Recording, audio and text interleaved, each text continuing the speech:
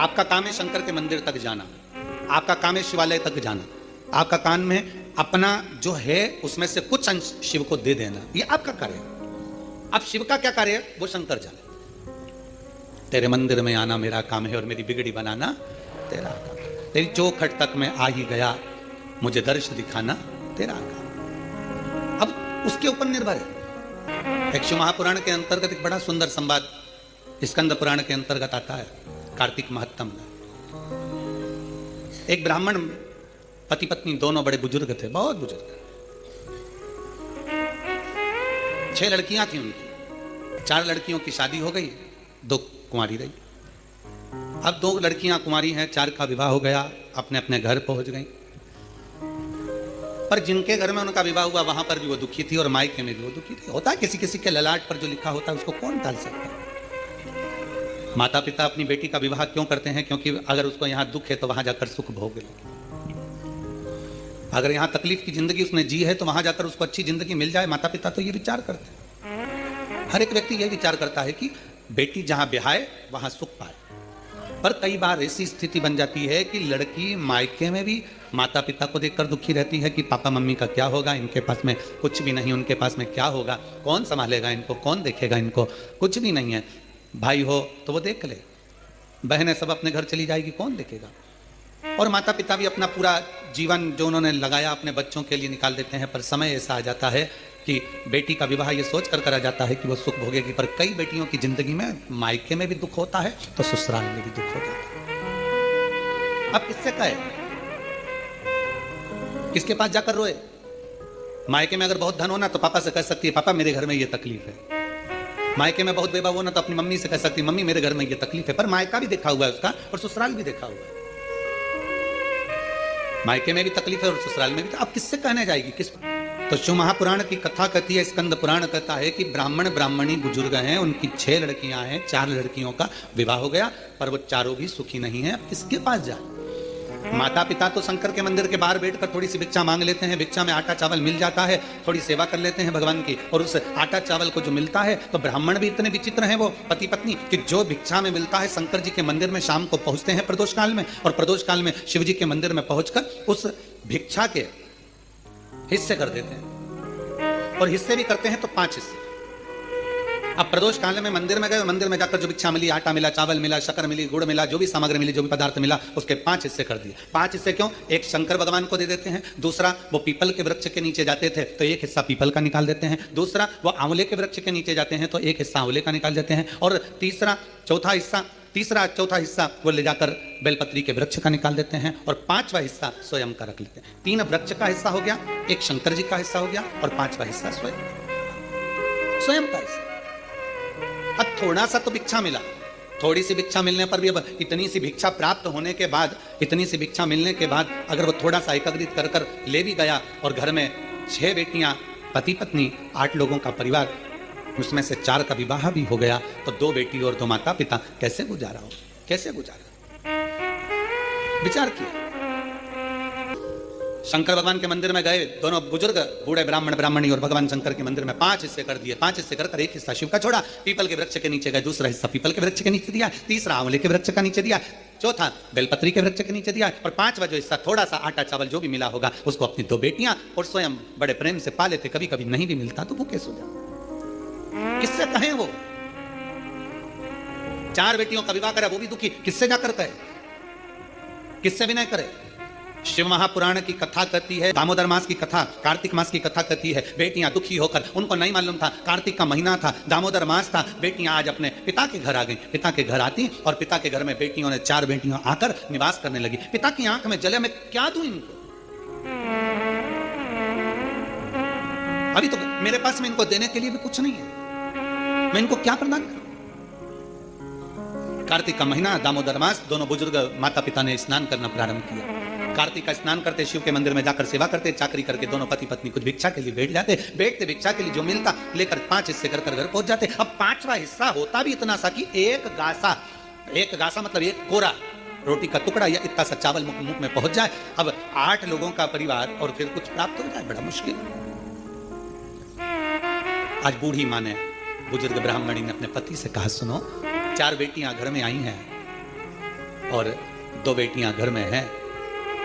हमें बेटियों का चेहरा देखकर लगता है कि बेटियों को तकलीफ बड़ी बहुत कहते हैं दुनिया में घर का पिता और घर की मां एक ऐसी होती है जो घर में रहने वाली बेटियों का, घर में रहने वाले बेटों का, घर में रहने वाली बहुओं का, घर में रहने वाले पोता पोती का मुख देखकर जान जाती है कि इसको क्या तकलीफ है। वो यंत्र केवल माता पिता के पास होता है। केवल एक मां और पिता के पास के सिवा कोई यंत्र किसी के पास नहीं हो सकता। हम किसके दरवाजे पर जाए? बुजुर्ग माता पिता ने विचार करा, बूढ़ा बूढ़ी ने विचार करा, हम करें तो करें क्या? विचार करते करते आंखों में जल भर गया। बेटियों का भरण पोषण कैसे करा जाएगा? बेटियों के लिए क्या करा जाएगा? दोनों पति पत्नी चले रोते रोते, नेत्रों में जल भरते हुए। पति ने कहा चिंता मत करा, 5वां हिस्सा लेकर जा रहे थे और सारे वृक्षों के नीचे हिस्सा देते हुए चले जा रहे थे। दामोदर मास था, कार्तिक का महीना था। आज पत्नी के मुख से निकल गया, थोड़ा सा घी आया हुआ है, एक काम करते हैं 5 जगह इस घी का हिस्सा करना है, तो भगवान के मंदिर में दीप लगा देते हैं। पति ने कहा घी तो आया है पर कपास नहीं है। पत्नी ने अपने तन की साड़ी को फाड़ लिया। ब्राह्मणी ने तन की साड़ी को फाड़ कर बाती बनाकर एक शंकर जी के मंदिर में लगा दिया। दूसरी बाती उसने भगवान पीपल देव के नीचे लगा दिया और तीसरी बाती उसने आंवले के वृक्ष के नीचे लगा दिया और चौथी बाती उसने बेलपत्र के वृक्ष के नीचे लगा दिया। 4 बाती। पति पत्नी विचार करते हुए साड़ी को फाड़ते, बत्ती बनाते, घी में डुबोते, दीप लगाते चलते जाए। जैसे ही शंकर के मंदिर में दीप लगाया, चिंता भगवान शंकर को हो गई। शिव जी ने इशारा करा पीपल देव को, जिसमें 52,000 ब्राह्मणों का वास होता है। पीपल देव को इशारा कर कर जैसे ही पहुंचे, पीपल के वृक्ष में से एक लड़की निकलकर बाहर आई, काका मुझे तेरे साथ चलना है। इतने में पत्नी पति से कहती है अपने घर में 6 लड़कियां पहले से, कैसे लेकर जाएं इसको? पति कहता है देख वो उसका कोई नहीं है, पीपल के पेड़ के नीचे बैठ के रो रही है, ले चल। पत्नी ने हाथ पकड़ा, आगे बढ़े, आंवले के वृक्ष के नीचे पहुंचे। जैसे आंवले के वृक्ष के नीचे पहुंचकर जैसे उन्हें दिया लगाया और दीप जैसे लगा, दिया लगाते से एक कन्या वहां पर प्रकट हो गई। काका हमें आपके साथ चलना है। अब इतने में तो बुजुर्ग बूढ़ी मां ब्राह्मण की पत्नी बोली अब कहां लेकर जाओगे? कौन है? रो रही है, बिलक रही है, हमें तो आपके साथ चलना है, हमें लेकर चलिए। ब्राह्मण ने कहा अब ये रो रही है, कोई भी इसका नजर नहीं आ रहा, इसको भी ले लो, लेकर चल दिया। ब्राह्मणी चिढ़कर बोली घर में पहले से 6 बेटियां बैठी हैं, 2 और हो गई। कितनी हो गई? 8 और पति पत्नी 10। पति ने हाथ पकड़ाया पत्नी को, फिर आगे बढ़ गए। बढ़ते बढ़ते सीधे बेलपत्र के वृक्ष के नीचे पहुंच गए। अब तो बेलपत्र के वृक्ष के नीचे दिया लगाने ही वाले थे। इतनी देर में ब्राह्मण ने अपनी ब्राह्मणी से कहा बिल्कुल मत लगा, बिल्कुल मत लगा। हो सकता है तू दिया लगाए और दीप लगाए और लड़की आ जाए, तो तू दीप मत लगा, दीप लगाए मत।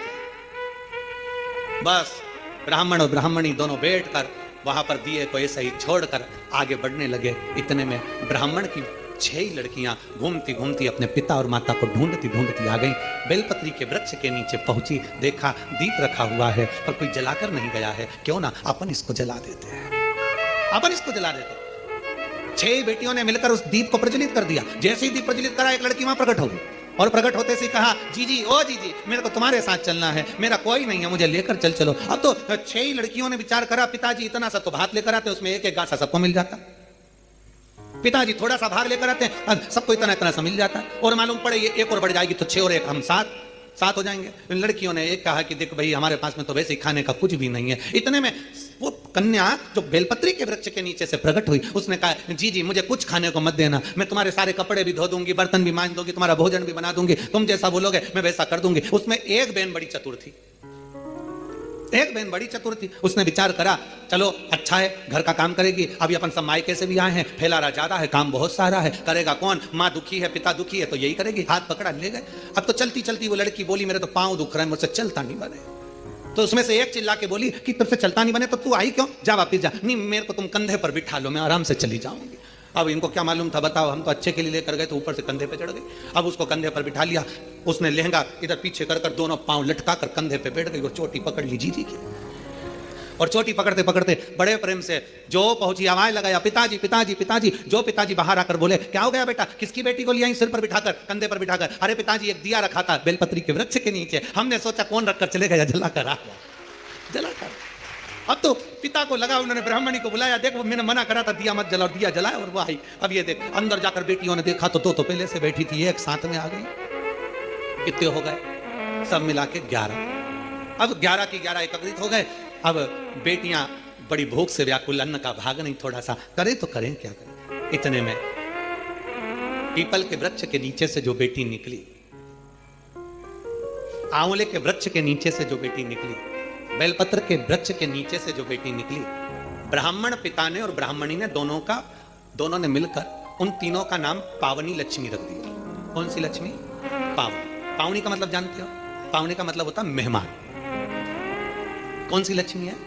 पावनी लक्ष्मी। मतलब हमारे घर में मेहमान बनकर कोई लक्ष्मी। अब ब्राह्मणी ने पूछा कि इनका नाम क्या रखे, तो क्या रख दो पावनी लक्ष्मी। अब इन्होंने नाम रख दिया पावनी लक्ष्मी। अब तीनों को नाम पावनी लक्ष्मी। अब एक ने कहा जो पीपल के वृक्ष के नीचे से निकली, मैं जाती हूँ अभी भोजन बनाती हूँ। तो इतने में ब्राह्मणी आंख में आंसू भरकर बोली, बेटी तू इतनी सी तो रखी है, भोजन क्या बनाएगी? कुछ भी तो खाने का नहीं है। अपन एक काम करेंगे, कल भिक्षा मांग कर लाएंगे तब बनाएंगे। इतने में लक्ष्मी ने उसी समय पावनी लक्ष्मी बोली, माँ तू तो बर्तन बता दे, बर्तन कहाँ रखा है? बस बर्तन बता, मैं बना दूंगी। तो बनाएगी क्या? अन्न हो घर में तो बनाएगी ना। अरे माँ तू बता तो सही, तू मुझे बता, घर में अन्न नहीं है तो तू देगी क्या? इतने में पावनी लक्ष्मी ने कहा, मां एक बूढ़ा बूढ़ी पीपल के वृक्ष के नीचे आते थे, अपने अन्न का एक हिस्सा रख कर जाते थे।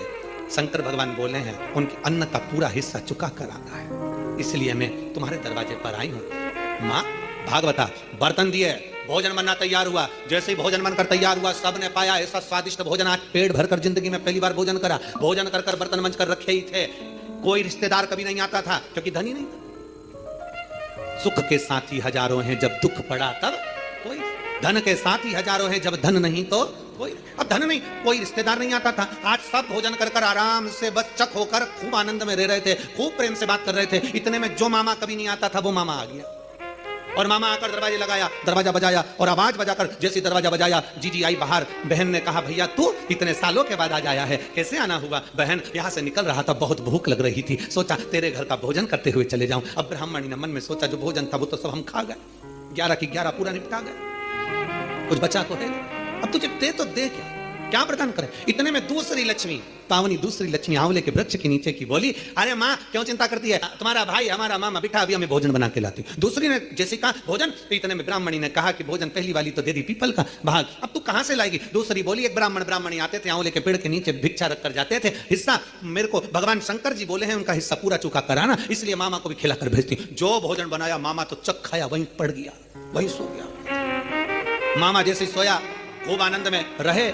अब सब की सब आनंद में सो रहे थे, सब आनंद चक से सो रहे थे। तीनों कन्याओं ने दो ने उठकर आखिरी पावनी लक्ष्मी से, पार्वती जी की उस बेलपत्री के वृक्ष के नीचे से निकली हुई उस कन्या से कहा, जीजी अब तेरी बारी है, तू अब कुछ कर। पावनी लक्ष्मी ने कहा, चिंता मत करो।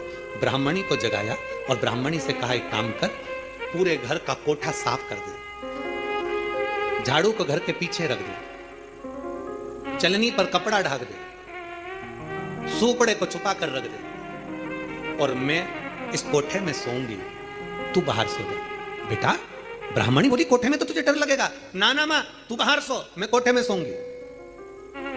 बेलपत्र के वृक्ष से निकली हुई वो कन्या कोठे में सोई। कन्या ने जो दृष्टि करी, चारों तरफ पूरा धन से कोठे को भर दिया, भर कर बाहर निकल। जैसे ही बाहर निकली, निकलते से ही उसी समय पर मामा ने देख लिया, आधी रात को जीजी की छोरी बाहर जा रही है। अब उसको क्या मालूम था, मामा कभी जिंदगी में आया हो तो मालूम हो कि जीजी की छोरी 6 थी, ये तो दिखने में कितनी हो गई, पूरी की पूरी ना। उसको क्या मालूम जीजी की छोरी बाहर जा रही है। इतने में मामा उड़ गए। मामा ने उठकर हाथ पकड़ लिया, हाथ पकड़कर कहा, बेटी कहां जा रही है? तो इतने में कहा, बस मेरा काम था पूरा कर दिया, मैं जा रही हूं। मामा जी बोले, कभी मामा के घर नहीं आएगी? तो इतने में बोली, अभी चल, अभी चलूंगा। हाथ पकड़कर मामा बेटी को घर लेकर गए। मामा की दशा भी ठीक नहीं थी। कहा, मामा चलनी को ढाक दे, झाड़ू पीछे रख दे, कोठे को लेपन कर दे, मैं यहाँ सोऊंगी। मामा कहे, बेटा अकेली कहाँ सो पाएगी? कहा, मामा तू जा। मामा को बाहर भेजा, कोठे को धन से भर दिया। तीनों बेटियां एक जगह से इकट्ठी होकर चली तो ब्राह्मणी ने हाथ जोड़कर कहा, तुम कौन हो? कौन हो? कहा, बाबा दामोदर मास में कार्तिक के महीने में तुमने शिव की अर्चना करी, शंकर के मंदिर का झाड़ू बुआरी कर दीप का दान किया, पीपल के वृक्ष का दीप दान करा, आंवले के वृक्ष का दीप दान करा, बेलपत्री के वृक्ष का दीप दान करा, तो शंकर भगवान की करुणा से हम तीनों ने आपका भंडार भरा। भगवान ब्राह्मणी बड़े आनंद में झूमने लगे। ये शिव तत्व, ये शंकर की अभिधल कथा है। कार्तिक महीने में दीपदान का बड़ा महत्व है, इसलिए दीपावली की रात्रि को यहाँ कुबेर भंडारी के दरवाजे पर लोग आते हैं, 11 दीप घी के जला कर जाते हैं, दूसरे दिन बाबा का खजाना लेकर जाते हैं। तो ये तो दिल से लोग बाबा के दरवाजे पर आते हैं।